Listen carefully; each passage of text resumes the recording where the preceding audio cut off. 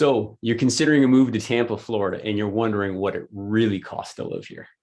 Well, not being from here, I can definitely tell you there were some hidden expenses that definitely caught us off guard, but there were also some hidden savings that we didn't expect either. In this video, I'm going to share with you all of the expenses and all of the savings so you can decide whether a move to Tampa is the right thing for you. And if that interests you, stay tuned.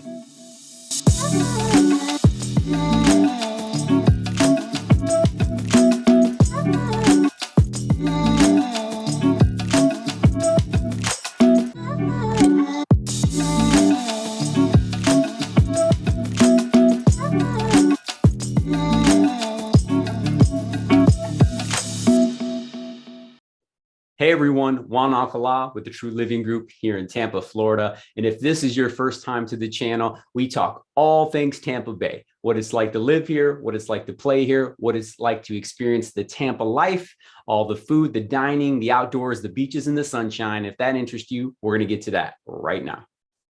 If you're new to the channel, we do tons of videos about Tampa, Florida. So make sure you tap that subscribe button and hit that little bell as well so you can get notified every time we drop a new video.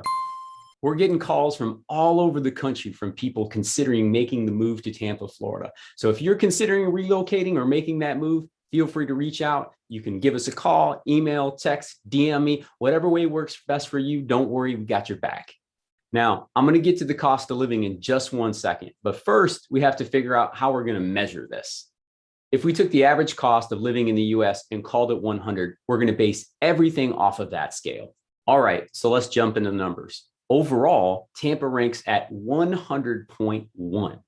So that is just barely over the very tip of that scale, right? If we're using 100 as our baseline, Tampa comes in at 100.1 in the overall cost of living.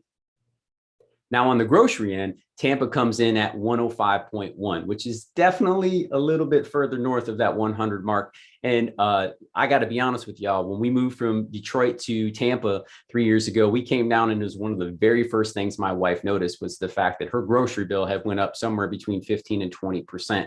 And she was very vocal about the fact that it had gone up. And, when I asked, I said, hey, what, compared to home, are we getting a better quality? And that was the thing that she kind of spoke about that really wasn't the case. And, we're here to share the good, the bad, and the ugly with you guys and just be as real as possible. And honestly, what we found was we didn't have access to as many healthy options in the grocery stores. Look, Publix is a great grocer. Make no mistake about it. It's a very good quality grocery store. They're clean. They're friendly. Heck, they'll even take your groceries out in a cart and put them in the back of your trunk. There aren't many people that do that anymore. That's awesome.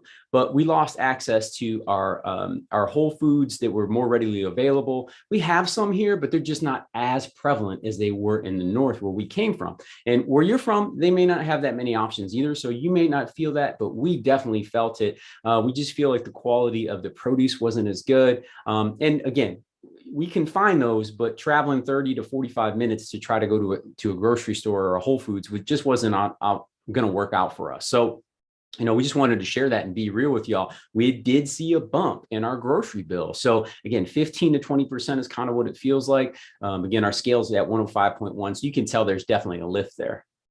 So utilities come in at 96.3. And that is definitely lower than the national average. And I was having this conversation with my wife, Kate, yesterday, because, we were talking about, I'm like, I feel like the bills are larger. She goes, yeah, you think that. However, she goes, what you got to remember is we moved from an 1,100 square foot, 3-bedroom, 1.5 bath home back home in Metro Detroit to a 2,200 square foot home in Tampa, Florida, which definitely requires more air conditioning. And we also have a pool, so the pump's running all the time. And when you look at our bill, she's like, actually, it's less. She's like, if you think about you've doubled your space and we're running more things all the time, she's like, we're actually spending less money on our overall utilities. And you know what? She's right. I didn't take that into consideration. During the wintertime back home in Metro Detroit in February, when it is cold, and I'm talking like -5 degrees in some days, -10 degrees above, and it's like that for a 10-day stretch, those winter months really got expensive. We saw bills almost up to $500, which is crazy. And we may have not had the most energy efficient furnace at the time, but man, they were definitely up there. And, our largest bill as of right now on the AC side was August last year. We ran the air conditioner every single day at a very cool rate. And, the bill came in just over 400. And that might be a lot where you're from, but in terms of average and the size of this house, it's really not that much. And honestly, our home was built in the 70s. I'm sure my insulation is as good as it could be. Our windows aren't perfect, so I'm sure it could be a little bit better, but that's just something to take into consideration. So our utility costs here are actually lower, and that's a great thing. All right, housing. Now, this is the big one, and it's part of the reason why we made a move. When we were looking around, we wanted to move to Florida, and we hadn't set our eyes on a specific location. We were looking at things like what has an opportunity for growth in terms of jobs, or what is growing in terms of jobs, what has a younger demographic. And when I say younger, please keep in mind that I have a young family. So we were looking to be around, younger families if possible. And just, Florida is Florida. Let's be real, y'all. There are definitely, more seniors here than most places in the United States, so we didn't necessarily want to go to the retirement community. We're not quite there yet. Again, we got a young family, so we wanted to be around a place that was up and coming. So we looked at areas like Jacksonville. We looked at Orlando. We looked at Miami, Fort Lauderdale, Stuart, Florida, which we have family on that side, which is the ocean side. And then we hadn't really considered Tampa. And then when we stumbled upon it, it kind of checked all those boxes. And then when I started looking at the cost of housing here, I was shocked at how much house I could get for the money that we had in our budget and be close to the water. I mean, ideally, we were trying to be within 15 minutes of the Gulf.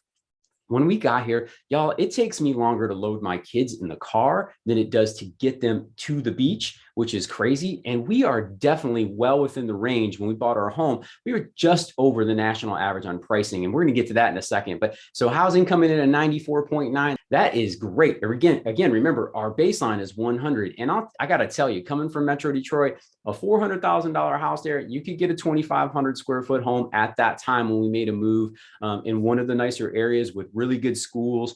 But it didn't have an ocean next to it. And listen, if the ocean's not for you, I'm sorry, if the Gulf's not for you, that's okay, y'all. But for us, that's what we were seeking.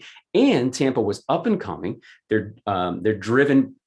They have information technology jobs coming. There's banking here, Raymond James Stadium, obviously. And we just saw the potential, and we knew it was going to be a good fit for our family at that time. So housing coming in at 94.9, that is definitely a plus. All right, now I'm going to get into some numbers. And keep in mind, I don't know when you're watching this video, but right now we're doing this video and it is the summer of 2021. So these prices are going to change a little bit, but I just want to share some insights with you guys in terms of housing and actual cost, the median price, right? What does it actually cost to live here? Because this is important stuff. All right, so at the time of this recording, the median housing price in the United States is like $363,000. Well, the median housing price in Tampa is like $323,000. So that's $40,000 difference, y'all. That's a pretty big gap. I don't know for most people, but for me, that seemed like a pretty big difference. And it's a great opportunity to come in. And I'll tell you what, we're talking about Tampa proper. And there are other areas we can talk about too, like Riverview, Brandon, where the average home price is right around $310,000, or Clearwater, St. Pete, which is right by the ocean at $290,000. Y'all, there is still good opportunity. And that is why Tampa has been exploding this year with relocations, because the home affordability factor is still there. You can live very close to the water or downtown Tampa for less than the median sales price in the United States. And that is a great value. And listen, that's why we're having so many people flock here. That's just how it's happening. All right, so I want to get into some other costs too. These are kind of like the ancillary cost of owning a home in the area here. And we've talked a little bit about, if you watched any of my videos at all, the bugs. When you come down to the south, especially from the north, we're used to having a frost every year, and it kills a lot of those bugs, or they go to sleep. They don't hang out the whole time. But here in Florida, there's plenty of water and there's plenty of sun, and that feeds the opportunity to have bugs around. So you definitely want to take under consideration that having an exterminator, come to your home, at least quarterly, you want to factor that in. And I think it costs us right around $150 or so to have them come out every quarter to spray around the house, just to make sure we're taking care of those creepy crawlies. Remember, y'all, we got roaches, we got mosquitoes, we got termites. That I'm from the north. We didn't have termite issues. We had basements. There was never a problem. Here, we don't have basements. We got no frost. and we've got giant bugs. So we definitely have to stay in front of that. And that exterminator cost is definitely a component of it. Another one is lawn care. Now, I ran a lawn and landscape company right out of college. I know what I charged to do that. That was 20 years ago. I know what it costs today. And when I got down here, what I experienced was it was half the cost for me to get my lawn mowed here than it was versus when we were living back up north. And the reason being is because there's more people here to do that type of work. Now, it could be different in specific areas, but where we live here in the Indian Rocks Beach area, which is right by the Gulf, I'm getting my lawn done literally for $75 a month, which is insane. I definitely am at that point in my life where if I can have somebody do that, I would gladly pay someone else and have them do that job for us, because that is awesome. So take that in consideration. The other thing is, if you're going to come down and have a pool, we have a pool. Feel so blessed to have it. As one thing requirement for us, we had to have a pool when we moved in, or we weren't going to make that move. My wife was very adamant about it. But the pool care, is that something that you want to take care of on your own, or is that something you want to hire out? And again, like I was telling you before, we're kind of at that point where, I would like for other service-based businesses to be able to help service our household and getting the pool done. If anybody's lost control of a pool before, it's super frustrating. And I've had it happen to me a couple of times. So I just found it was better to hire a professional. They show up every week. If that thing turns green, we give them a call and they come out and fix it, which has only happened a couple of times. Just because of the amount of rain we get, it definitely gets rainy here in the summer. July, August, September are rainy times for us. And it can kind of get your pool out of whack. So that's something to consider as well. That's usually about 120 to 150 bucks, depending on the size of your pool. So I think we have an average size pool, but a lot of houses here in Florida have pools. And I don't know the statistic. I looked it up, but I don't think it's perfect, but I think somewhere in the range of 30 to 40% of all the households here have pools. And I know it feels like in our neighborhood, it's 50% or more. So that'll kind of be specific to where you live. Property taxes. Now, we talked about property taxes before, and you got to keep in mind where you're coming from is what's going to set your perspective. And I know, looking at our home, if we were to buy the exact same type of property, meaning a house that's 2,000 square feet in an A-rated school district like we're in currently, that we would be paying somewhere in a range of $6,000 to $8,000 a year in property taxes. Now, where you're from, that might be crazy numbers in terms of expensive. And then where you're from, that might be stupid cheap. So kind of keep that in mind. But when we moved here, we were shocked to find out that our property taxes were actually considerably less. We're talking about $4,000. They were like $4,200 for the year. The year we moved down, and they've gone up just a little bit incrementally, for that size home. So if you're buying the average home here, which is 1,800 square feet, in Pinellas or Hillsborough County, depending on specifically where you are, you should see taxes somewhere between $4,000 and $5,000. They can be a little less if somebody's been there for longer, but just kind of keep that in mind because I wanted to share that with you. All right, here's one of those hidden savings. If y'all don't know, Florida does not have a state income tax. Yes, I said that out loud. Now, if you live in California, you live in Illinois, if you live in New York, those states have some pretty hefty income taxes. So when you come down to Florida, you could be giving yourself a 6%, 8%, 12% crazy raise every year just by making that move and relocating. And when you start talking about costs, if your property taxes were actually less and you're considering moving, but all of a sudden you don't have a state income tax, look at how much money that could be putting back in your pocket. That's super important. The other thing when we looked at it too is the quality of the roads. And I know I've discussed this before, but I wanted to circle back. Michigan has some of the absolute worst roads in the entire country. I love my home state, y'all, but I got to tell you, our roads are deplorable. They're shameful. Like we would be embarrassed when we pull back into the state. As soon as you cross that Ohio line, every single time, the road starts bumping, the car starts getting knocked around. And what that came with was we called it the Michigan Special, which is a front end alignment. You would need new ball joints, new sway bar end links. I don't even know what these things are called. Basically, the front end of your car would just be shaking violently, eternally. And every couple years, you'd have to go in, get all that stuff fixed, tightened up, replaced. And it was super expensive. And when we moved down to Florida, all of a sudden that changed. Our roads here are beautiful. When you hit a pothole, if you hit a pothole, you're like, what was that? Because it's such a change. And that expense has now went away from our pocket. So that was another hidden bonus.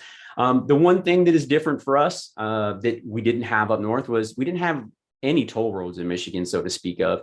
And we do have toll roads here. The cost is very nominal. We have the Fast Pass here in Florida, the Sun Pass, and we just put like $20 on that thing every month. We can go wherever we want. It's never a problem. I don't think I've reloaded the thing twice, to be honest with you. So it's very inexpensive. And it, at the end of the day, it keeps our roads very clean. So what I would say is overall, we've put quite a bit of money back in our pocket from making the decision to make the move to Tampa, Florida. And it has been an absolute blessing, y'all. And the last one I want to cover is gas.